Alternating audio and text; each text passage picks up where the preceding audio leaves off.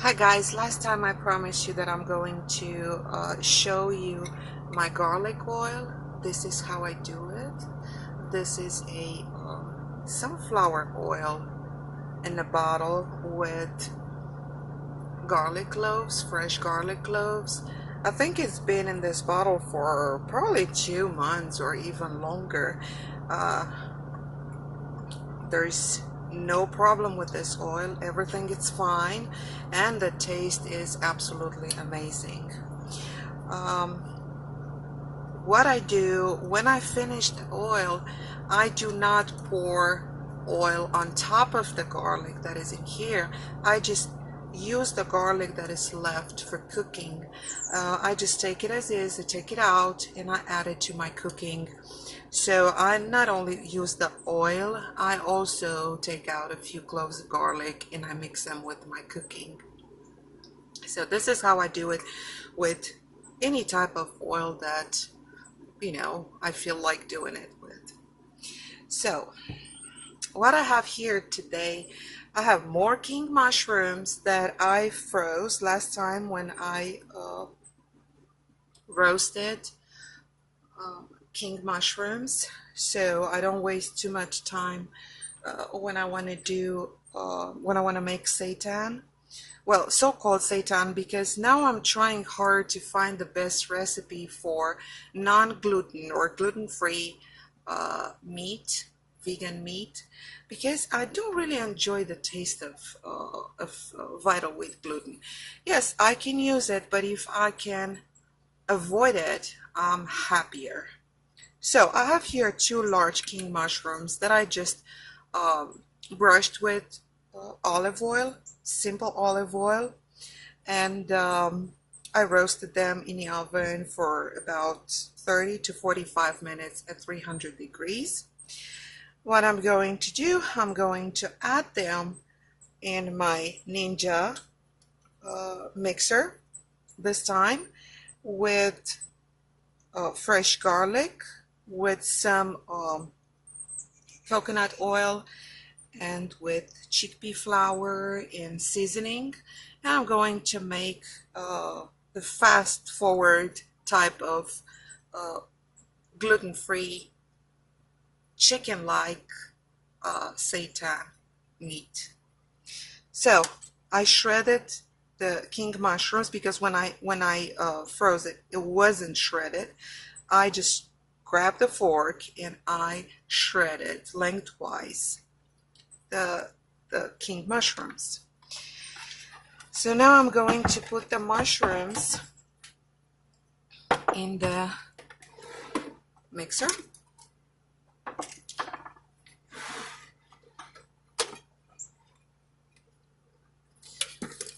I don't use the knife one, like I'm using the dough mixer.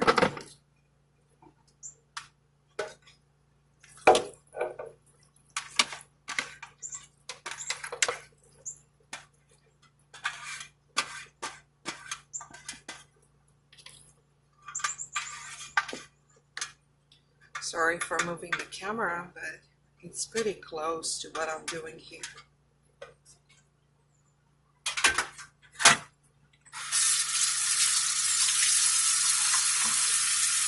And I'm going to add all the ingredients at once because I don't want to mix the mushrooms for too long in order to preserve the fiber. Okay, so I'm going to add the chickpea flour.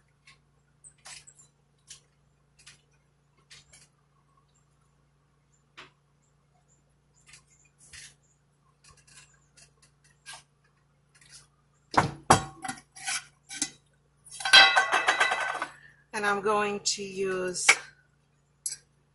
a third of a cup measure because it's the one that fits the best in my jar. So I'm going to add actually a cup of chickpea flour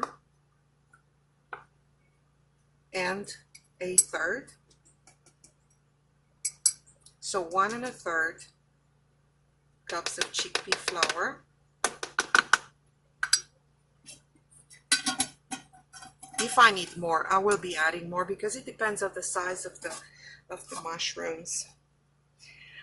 I'm going to add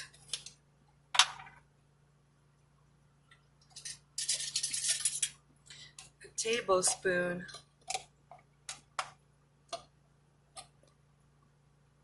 two tablespoons,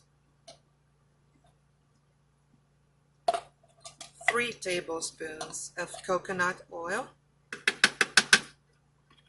You can add less, but I like it to be a little bit fatty.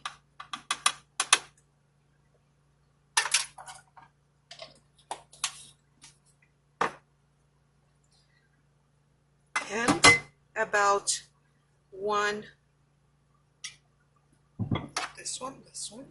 about 1 tablespoon of olive oil.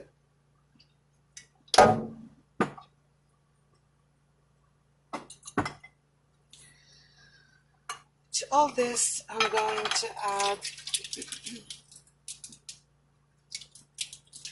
a teaspoon of freshly ground white pepper,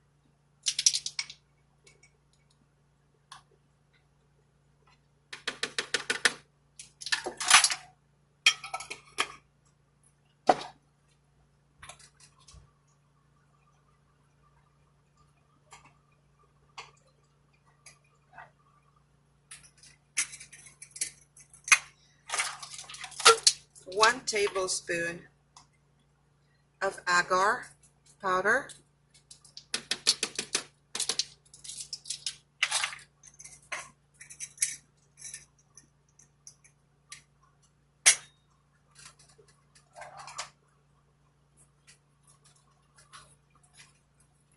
and remember my favorite, the chicken seasoning, the Caribbean rhythms chicken seasoning.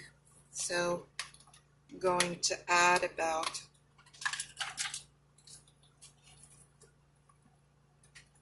1 tablespoon of seasoning.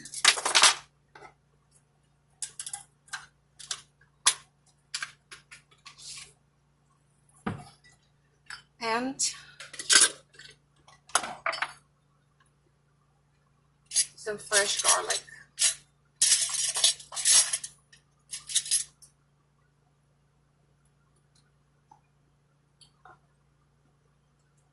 About 6 cloves of fresh garlic. If you don't like so much garlic, you don't have to add it. I do because I like it.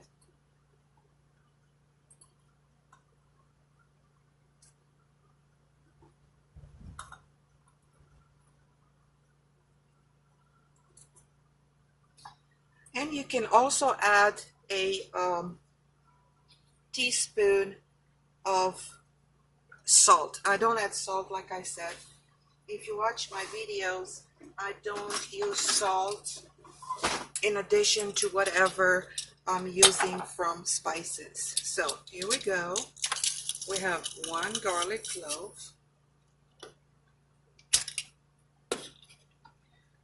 2 garlic cloves,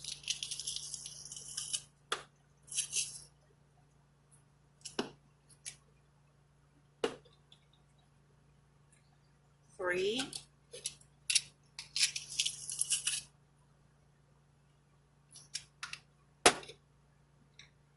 4,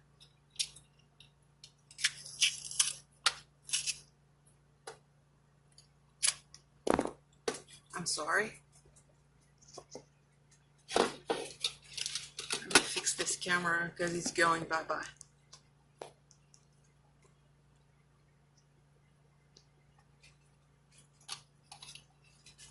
5 and 6.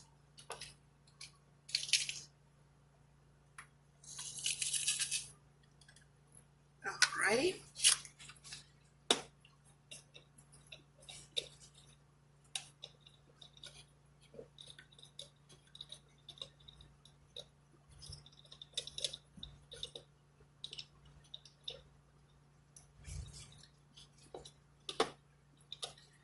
And I'm going to add as well some flax seeds.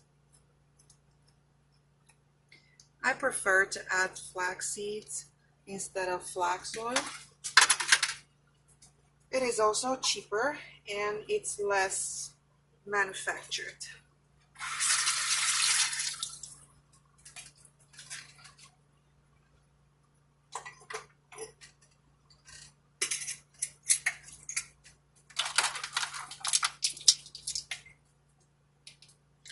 One and two.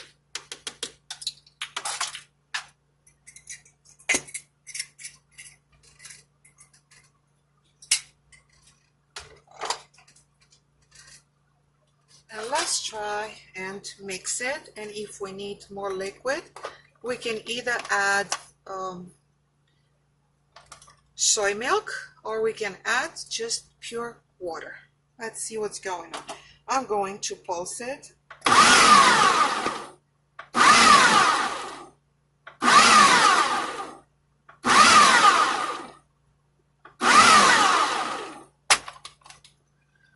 Give it 5 pulses.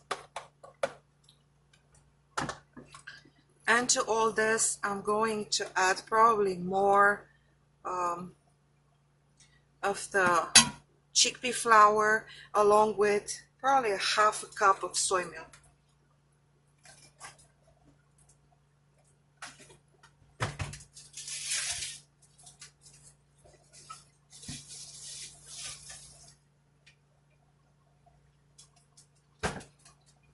I could use a little bit of miso, white miso, but I don't think it's necessary because the taste is awesome anyway.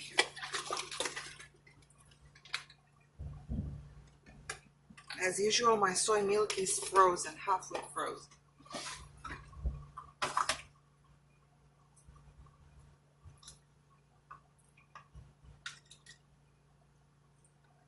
Here we have it, half a cup of soy milk.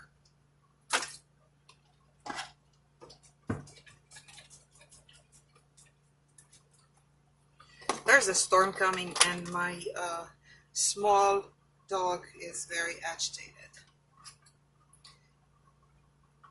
Let's pause it again.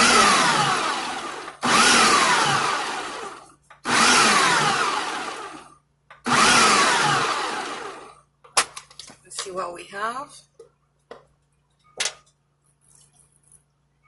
It is a little bit soft, but once we add, I see that the fibers are not destroyed by mixing it. So what I'm going to do this time, because I don't know, I never tried it before, I'm going to add the chickpea flour and I'm going to put it on low dough speed and see what it comes out.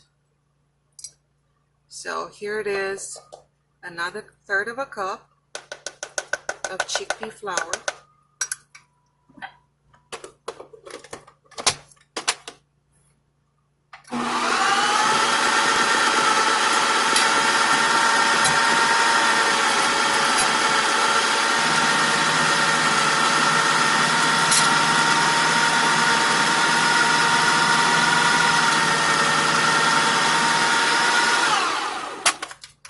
I will have to work a little bit with the sides of the bowl.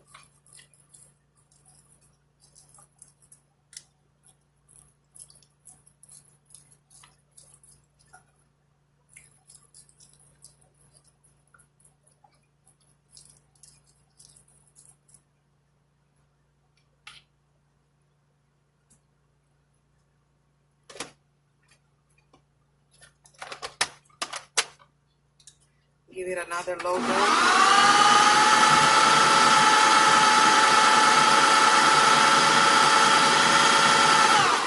Spin, and this is it.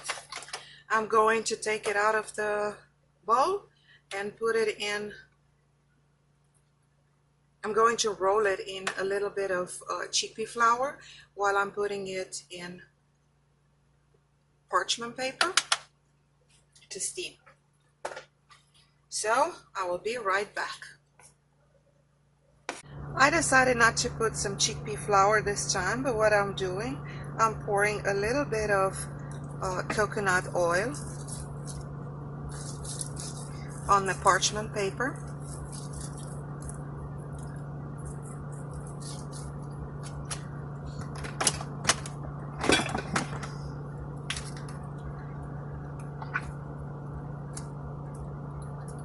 And look at all this fiber. Isn't it amazing?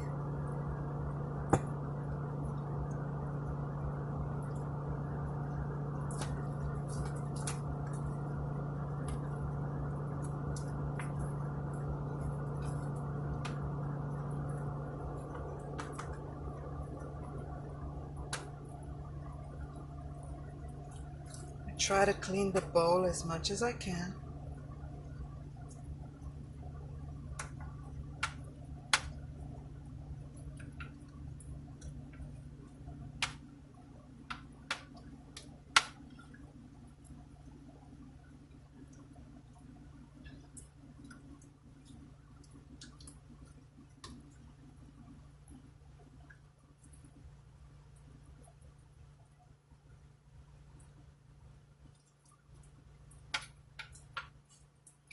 It is very sticky because it does not have vital wheat gluten in it. But for those who don't tolerate it or they don't like it, just like I don't like it, I think this is a fine option. Okay, and I tasted it, and it tastes absolutely fantastic.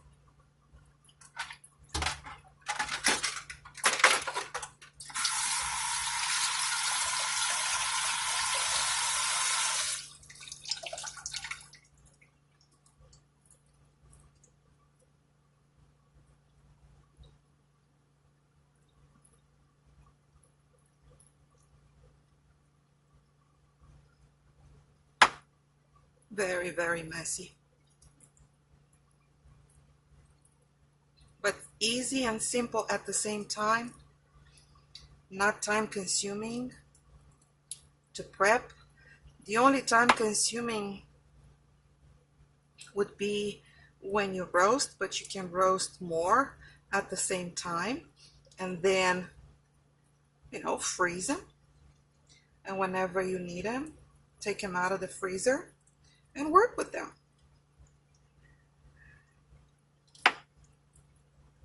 Look at this fiber. Fantastic. And now the other time-consuming prep would be just to wait for the pressure cooker to finish the cycle of steaming the meat. All right. So here it is on the greased parchment sheet.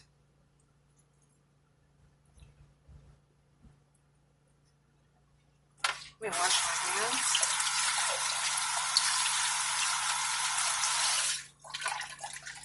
Now we start rolling. Whatever shape you want to give it, it doesn't matter.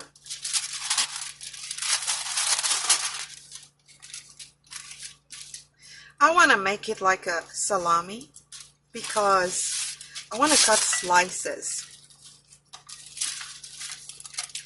of it.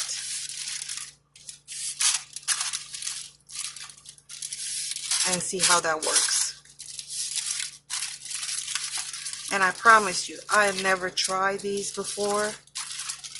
I'm just experimenting as I am recording for you guys. If it's a fail, you'll see the fail. If it's not a fail, you will see the success.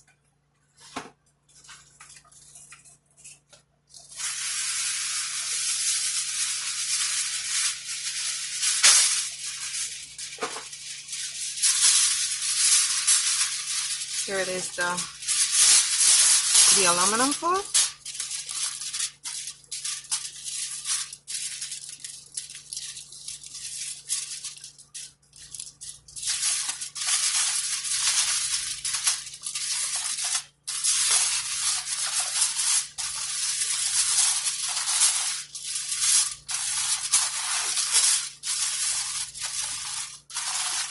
Okay. And I'm going to press it to make it as compact as possible. I'm going to twist the sides so it keeps the content inside. And you see here I have the seam of the aluminum foil. I'm pressing the sides against it because I'm going to put it just like this inside the pressure cooker, so the seam is not underneath and there's nothing getting inside of my package. So I'll be right back. So here I'm back. I prepared my inside bowl for the pressure cooker. I'm pouring water in a way that will allow me to place the package inside without reaching the package.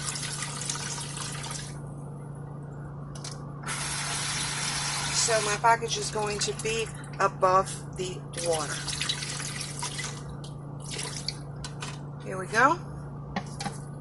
I'm placing it like I said, with the seam facing the top, and it's gonna go in the pressure cooker for 90 minutes. You can try an hour. Mine works for 90 minutes and I'm going to use the 90 minutes feature. And I'll see you when the meat is completely cold, because last time I tried to manipulate it when it was hot and I just ruined it. But when it's cold, it's gonna be at its best. So I'll see you guys in about 2.5 hours or 3 hours. So guys, I'm back. I just removed the meat out of the pressure cooker, and I just want to show you how hard it had become. So don't be scared about the whole mushy thing that I made earlier. So give me one moment. I'm gonna grab it, I'm gonna bring it over, and I'm gonna put it on my countertop.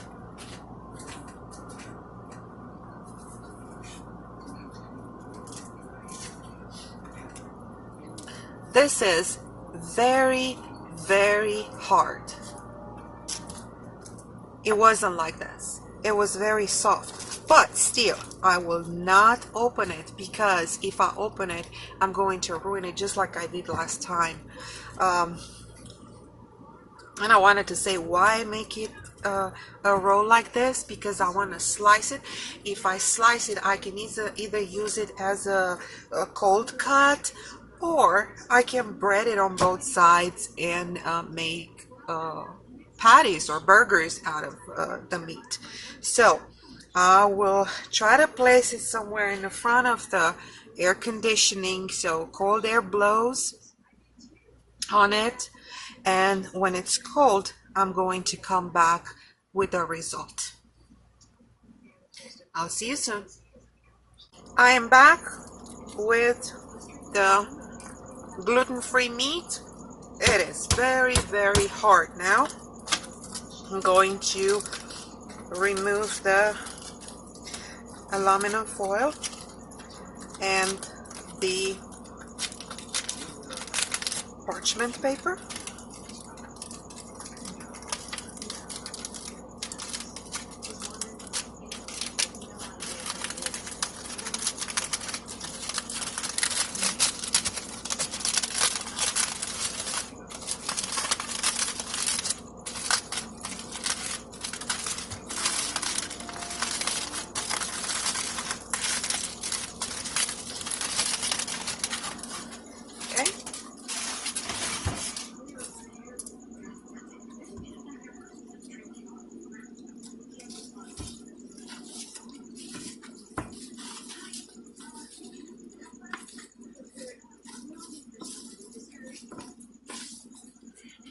Look at it.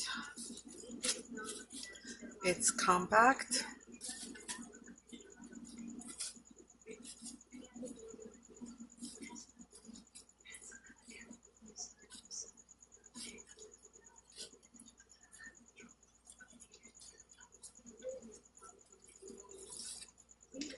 And what you see here is not grease. It's just water. It's wet parchment paper. Let me peel this old parchment paper off of it.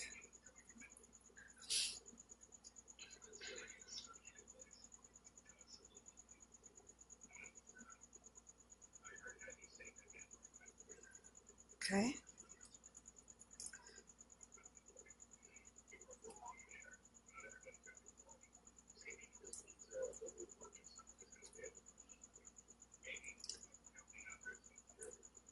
There we go. All right.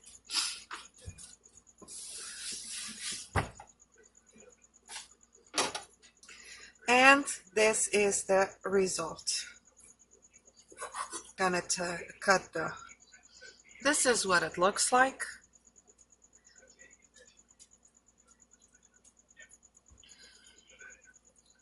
And I can cut it to where it is a cold cut.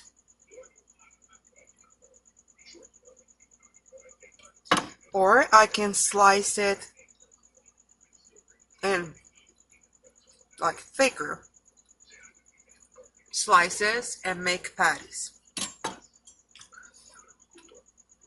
I'm tasting it. Like I said, it doesn't have salt in it, but that's okay. It tastes good. What I forgot to add to it, I forgot to add to it about 5 or 6 tablespoons of dry onion. You can add it, or what you can do, you can pan fry it with a little bit of onion. So this is it. It is tasty. You can also cut slices like this.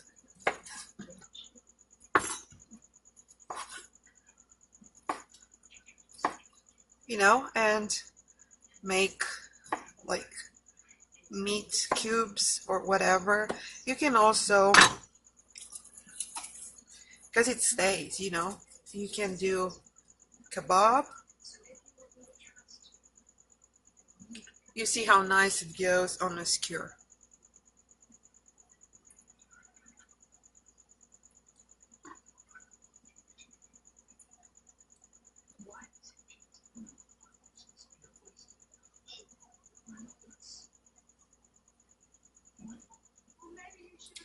Thank you very much for watching, and well, I can try to break it, but I really don't want to break it to make shredded meat. I hope you liked it, and if you did, give it a thumbs up and subscribe, and I'll come back with more recipes for you. Have a great week ahead. Bye-bye.